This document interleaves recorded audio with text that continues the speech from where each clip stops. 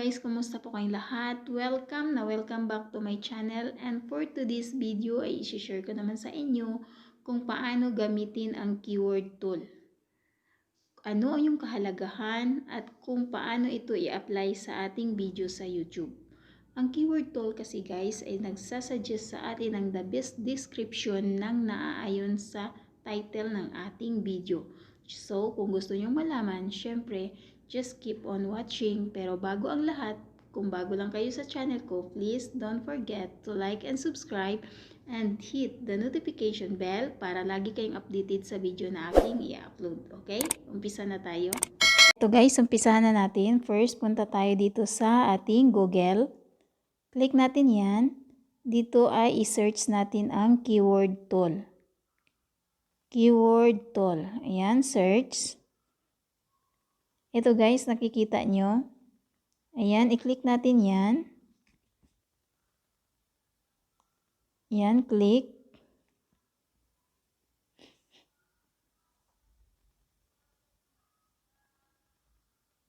Ayan, ito po yung loob niya guys. Dito makikita, ito yung search box niya. So, dito natin i-type yung title ng ating video na lagyan natin ng description. Halimbawa yung sa akin, how to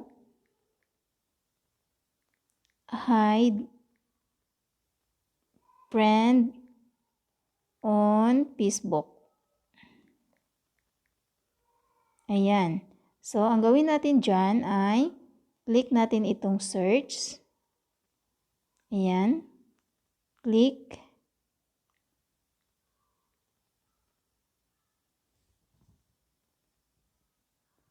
Ayan guys, hintayin lang natin. Ayan guys. Dito makikita natin, merong 26 unique keyword na sinasuggest si keyword tool. Okay?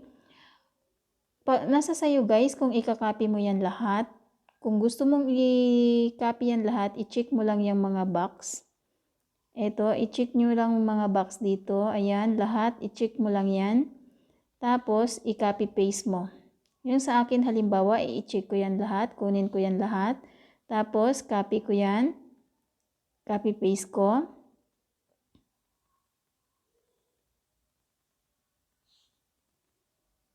Ayan, copy na siya guys. So, exit tayo, punta tayo sa ating YouTube Studio. Okay? Punta tayo dito. Click natin. Ayan, YouTube Studio. And then, punta tayo sa dashboard. Click natin itong video. Yan, click natin yan. Yan. Hahanapin natin yung title ng ating video na ating lalagyan ng description. Ito siya guys, how to hide mutual friend on Facebook. Ayan, click natin yan. Click natin itong lapis. Ayan. And then, punta tayo dito sa description. Click natin yan. Ayan. Dito guys, dito natin i-copy yung ating na-copy na description doon sa ating keyword tool. Okay? Paste natin. Then, copy. Ayan.